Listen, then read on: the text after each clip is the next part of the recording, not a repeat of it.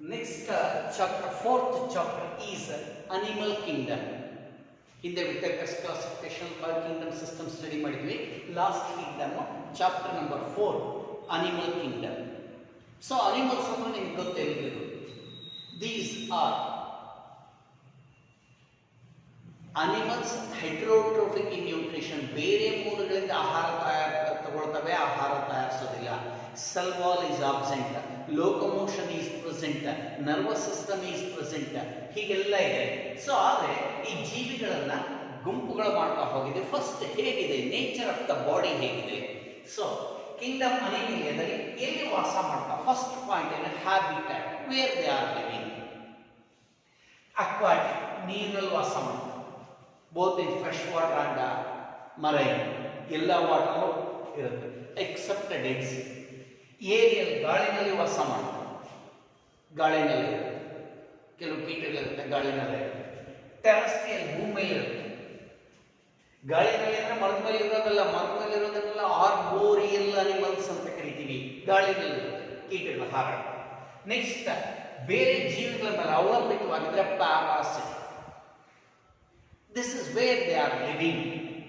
Aquatic ಇರ್ಬೋದು, ನೀರಲ್ಲಿ ವಾಸ ಮಾಡ್ತಾರೆ. ದೆನ್ ಏರಿಯಲ್, ಗಾಳಿನಲ್ಲಿದೆ. ಟೆರೆಸ್ಟ್ರಿಯಲ್, ಭೂಮಿಯಲ್ಲಿದೆ. ಪ್ಯಾರಾಸಿಟಿಕ್ ಇದೆ, ಈಗ ತಾನೇ ಹೇಳಿದೆ. ಸೊ ಮರಗಳ ಮೇಲಿದೆ. ಆರ್ಬೋರಿಯಲ್, ಕೆಳಗೆ ಬರೋದೇ ಇಲ್ಲ, ಹಾಗಿರುತ್ತೆ. ನೆಕ್ಸ್ಟ್ ಅನಿಮಲ್ ಬಾಡಿ ಪ್ಲಾನ್ ನೋಡಿದ್ರೆ ಕೆಲವು ಪಾಯಿಂಟ್ಸ್ ಕೊಟ್ಟಿದ್ದಾರೆ. ಸೊ 6 ಪಾಯಿಂಟ್ಸ್ ಇದೆ ಬಾಡಿ ಪ್ಲಾನ್ ಹೇಗಿರಬೇಕು ಅಂತ. First, level of organisation. ಏನು ಲೆವೆಲ್ ಆಫ್ ಆರ್ಗನೈಸೇಷನ್?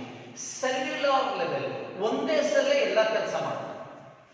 ಬಹುಕೋಶ ಜೀವಿಗಳ, ಏಕಕೋಶ ಜೀವಿಗಳಲ್ಲ, they are not unicellular, multicellular. So sponges ಇದೆ, ಸ್ಪಾಂಜಸ್ ಬಹುಕೋಶ ಜೀವಿಗಳು, ಆದರೆ ಒಂದೊಂದು ಸೆಲ್ ಬೇರೆ ಬೇರೆ ಕೆಲಸ ಮಾಡ್ಕೊಳುತ್ತೆ. Each and every cell digestion ಮಾಡುತ್ತೆ, ರೆಸ್ಪಿರೇಷನ್ ಮಾಡುತ್ತೆ, ಎಕ್ಸ್ಕ್ರೀಷನ್ ಮಾಡುತ್ತೆ. ಸೊ ಅದಕ್ಕೆ ಸೆಲ್ಯುಲರ್ ಲೆವೆಲ್ ನಲ್ಲಿ ಕೆಲಸ ಮಾಡುತ್ತೆ, cellular level. The organs and body consists of cells. Each cell is individually perform the function. Second, tissue grade. ಹಲವಾರು ಸೆಲ್ಸ್ ಸೇರ್ಕೊಂಡು ಒಂದೇ ಕೆಲಸ ಮಾಡುತ್ತೆ. ಟಿಶ್ಯೂ ಅಂದ್ರೆ ನೀವೆಲ್ಲ ಲೋಯರ್ ಸ್ಟ್ಯಾಂಡರ್ಡ್ ಸ್ಟಡಿ ಮಾಡಿದ್ರೆ. Group of cells similar in structure and function, ಎಲ್ಲ ಸೇರಿ ಒಂದೇ ಕೆಲಸ ಮಾಡುತ್ತೆ. ಸಪೋಸ್ ಇಲ್ಲೊಂದು 100 ಸೆಲ್ ಡೈಜೆಷನ್ ಮಾಡುತ್ತೆ, ಇಲ್ಲೊಂದು 100 ಸೆಲ್ ರೆಸ್ಪಿರೇಷನ್ ಮಾಡುತ್ತೆ, ಪಕ್ಕದಲ್ಲಿ ಒಂದು 100 ಸೆಲ್ ರೀಪ್ರೊಡಕ್ಷನ್. ಹೀಗೆ group of cells perform same function. ಇದು ಟಿಶ್ಯೂ ಗ್ರೇಡ್ ಆಫ್ ಆರ್ಗನೈಸೇಷನ್ ಅಂತ ಕರಿತೀವಿ. ಸೊ ಟಿಶ್ಯೂ ಪೋರಿಫೆರಾ, ಸ್ಪಾಂಜಸ್ ಅಲ್ಲಿ ಸೆಲ್ಯುಲರ್ ಗ್ರೇಡ್ ಇದೆ, ಸಿಲಿಂಡ್ರಿಕ್ಸ್ ಅಲ್ಲಿ ಟಿಶ್ಯೂ ಗ್ರೇಡ್ ಆಫ್ ಆರ್ಗನೈಸೇಷನ್. ಮುಂದೆ ಈ ಟಿಶ್ಯೂಸ್ ಎಲ್ಲ ಸೇರ್ಕೊಂಡು ಆರ್ಗನ್ ಆಗುತ್ತೆ. ನಮ್ಮ ಡೈಜೆಸ್ಟಿವ್ ಸಿಸ್ಟಮೇ ಬೇರೆ ಇದೆ ಹೈಯರ್ ಅನಿಮಲ್ಸ್ ಅಲ್ಲಿ, ರೆಸ್ಪಿರೇಟರಿ ಸಿಸ್ಟಮ್ ಬೇರೆ ಇದೆ, ಸೆಲ್ಸ್ ಅಲ್ಲ, ಟಿಶ್ಯೂಸ್ ಅಲ್ಲ, ಆರ್ಗನೇ ಬೇರೆ ಇದೆ. ಅದಕ್ಕೆ organ grade. To perform individual function, there are set of organs. ಅದಕ್ಕೆ organ grade of animals, cellular grade, tissue grade and organ grade of animals. ಎರಡನೇದು ಸರ್ಕ್ಯುಲೇಷನ್, ಸಾಗಾಣಿಕೆ. ಸೊ ಡೈಜೆಸ್ಟಿವ್ ಸಿಸ್ಟಮ್ ಒಂದು ಕಡೆ ಇದೆ, ಆದರೆ ಹ್ಯಾಂಡ್ಸ್ ಅಂಡ್ ಲೆಗ್ಸ್ ಅಥವಾ ಬೇರೆ ಎಲ್ಲ ಪಾರ್ಟ್ಸ್ ಫುಡ್ ಬೇಕು, ಆಕ್ಸಿಜನ್ ಬೇಕು, ಅದಕ್ಕೆ ಸರ್ಕ್ಯುಲೇಷನ್, ಸಾಗಾಣಿಕೆ ಆಗ್ತದೆ. ಯಾವುದಿದು? Heart and blood. Heart and blood ಅದರಲ್ಲಿ ಎರಡು ತರ, open type and closed type of circulation. Open type ಅಂದ್ರೆ ಇಲ್ಲಿ ಹಾರ್ಟ್ ಇದೆ, ಬ್ಲಡ್ ವೆಸಲ್ಸ್ ಇನ್ಕಂಪ್ಲೀಟ್. ಇಲ್ಲಿವರೆಗೂ ಬ್ಲಡ್ ವೆಸಲ್ ಬಂದಿದೆ, ಈಗ ಅನಿಮಲ್ ಇದೆ, ಬ್ಲಡ್ ವೆಸಲ್ ಇಸ್ ಇನ್ಕಂಪ್ಲೀಟ್. ಇಲ್ಲಿಂದ ಮುಂದೆ ಬಾಡಿ ಖಾಲಿ ಜಾಗದಲ್ಲೆಲ್ಲ ಬ್ಲಡ್ ಸಂಚಾರ ಮಾಡುತ್ತೆ, ಎಲ್ಲ ಕಲೆಕ್ಟ್ ಆಗಿ ವಾಪಸ್ ಹಾರ್ಟ್ ಹೋಗುತ್ತೆ. Blood flows in the open space of the body and blood vessels are incomplete. This is called open type of circulation. Open type of circulation. Second, open type of circulation best example arthropoda. Closed type ಅಂದ್ರೆ blood vessels are ಹೀಗೆಲ್ಲ divide ಆಗುತ್ತೆ. So divide ಆಗಿ ಈ divisions ಎಲ್ಲ reunite ಆಗುತ್ತೆ. Blood always flows inside the blood vessels. Blood always flows inside the blood vessels. ರಕ್ತ ಯಾವಾಗಲೂ ರಕ್ತ ನಾಳಗಳಲ್ಲೇ ಸಂಚಾರ ಆಗುತ್ತೆ, ಆಚೆ ಬರೋದಿಲ್ಲ. So it never comes out or it never flows in the open space of the body. ದೇಹದಲ್ಲಿ ಇಲ್ಲೆಲ್ಲ ಖಾಲಿ ಜಾಗ ಇದೆ ಅಲ್ಲೆಲ್ಲ ಸಂಚಾರ ಮಾಡೋದಿಲ್ಲ. ಇದು ಕ್ಲೋಸ್ಡ್ ಟೈಪ್ ಆಫ್ ಸರ್ಕ್ಯುಲೇಷನ್. ಎಲ್ಲ ಕಾರ್ಡೈಟ್ಸ್ ಅಲ್ಲಿ ಕ್ಲೋಸ್ಡ್ ಟೈಪ್ ಇದೆ. even in the annelid cell ಇದೆ. So open and closed type of circulation. Third point ಅಂದ್ರೆ symmetry, body symmetry. Symmetry ಅಂದ್ರೆ an imaginary line. ಕಲ್ಪನೆ ಮಾಡ್ಕೊಂಡಿ ಹೀಗೊಂದು ಅನಿಮಲ್ ಇದೆ, ಸಪೋಸ್ ಇದೇ ಅನಿಮಲ್ ಅನ್ಕೊಳ್ಳೋಣ. ಇದನ್ನು ಎಲ್ಲಿ ಕಟ್ ಮಾಡಿದ್ರೆ ಎರಡು ಅರ್ಧಗಳು ಬರುತ್ತೆ. an imaginary line which divides or cut the animal into two equal halves. Exact ಆಗಿ ಎರಡು ಅರ್ಧಗಳು ಬರಬೇಕು. ಸಪೋಸ್ ಹೀಗಿದೆ, ಅನಿಮಲ್ ರೌಂಡ್ ಇದೆ ಅಂತ ತಿಳ್ಕೊಳ್ಳಿ. ಹೀಗೆ ಕಟ್ ಮಾಡಿದ್ರೆ ಎರಡು ಅರ್ಧಗಳು ಬರುತ್ತೆ, ಹೀಗೆ ಮಾಡಿದ್ರು ಎರಡು ಅರ್ಧ ಬರುತ್ತೆ, ಹೀಗೆ ಮಾಡಿದ್ರು ಬರುತ್ತೆ, ಹೀಗೆ ಮಾಡಿದ್ರು. ಇದನ್ನೇ radial symmetry. If an animal can be cut into two equal halves at any plane, ಯಾವುದೇ ಡೈರೆಕ್ಷನ್, ಎನಿ ಪ್ಲೇನ್ ಯಾವುದೇ ಡೈರೆಕ್ಷನ್ ಬೇಕಾದ್ರೆ ಕಟ್ ಮಾಡ್ಬೋದು ಅಂದ್ರೆ ಅದು ರೇಡಿಯಲ್ ಸಿಮಿಟ್ರಿ. ಸಪೋಸ್ ಒಂದು ಅನಿಮಲ್ ಹೀಗಿದೆ ಅಂತ ತಿಳ್ಕೊಳ್ಳೋಣ. ಈಗ ಇಲ್ಲಿ ಕಟ್ ಮಾಡಿದ್ರೆ ಮಾತ್ರ ಬರುತ್ತೆ, ಇಲ್ಲಿ ಕಟ್ ಮಾಡಿದ್ರೆ ಎರಡು ಅರ್ಧಗಳು ಬರುತ್ತೆ. ಅದನ್ನೇ ಬೈಲ್ಯಾಟರಲ್ symmetry. If an animal can be cut into two equal halves at only one plane, in only one plane, animal can be divisible into two equal halves. ಅದು bilateral symmetry. Bilateral symmetry. Symmetry ಅಂದ್ರೆ an imaginary line which can cut the animal into two equal halves. Any plane ಆದರೆ radial symmetry, only one plane ಆದರೆ bilateral symmetry. Next, the body layer. ನಮ್ಮ skin layer ಅಲ್ಲ, body layer. At the development stage, ಬೆಳವಣಿಗೆ ಹಂತದಲ್ಲಿ, so ಎಂಬ್ರಿಯೋದಲ್ಲಿ, ಭ್ರೂಣಾವಸ್ಥೆಯಲ್ಲಿ ಎಷ್ಟು ಪದರಗಳಿರುತ್ತೆ? So if an animal development stage ಅಲ್ಲಿ it has two layers in the development stage. These are called diploblastic animal. If an animal have two layers in body wall in the embryonic condition, that is diploblastic animals. ಎರಡೇ ಇರೋದು, ಒಂದು ಓರಿಫೆರ, ಎರಡು ಸಿಲಿಂಡೇಟಾ. ಈ ಎರಡು ಫ್ಯಾಮಿಲಿಯಲ್ಲಿ ಎರಡೇ layer ಇದೆ, ಎರಡು ಫೈಲಮಲ್ಲಿ ಎರಡೇ ಲೇಯರ್ ಇದೆ. So outer ectoderm, inner endoderm ಎರಡೇ ಪದರ ಇದೆ. ಟ್ರಿಪ್ಲೋಬ್ಲಾಸ್ಟಿಕ್ ಅಂದ್ರೆ body wall consist of 3 layers, 3 ಪದರಗಳಿದೆ. Outer ectoderm, middle mesoderm and inner endoderm, ಹೀಗೆ 3 ಪದರಗಳಿದೆ triploblastic.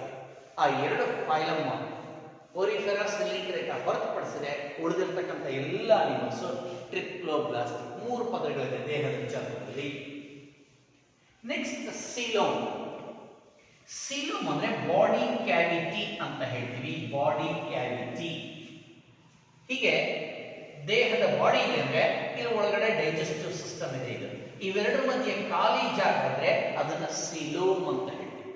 The space between body wall and gut. Gut ಅಂದ್ರೆ ಡೈಜೆಸ್ಟಿವ್ ಸಿಸ್ಟಮ್, ಗಟ್ ಇದು ಬಾಡಿ ವಾಲ್.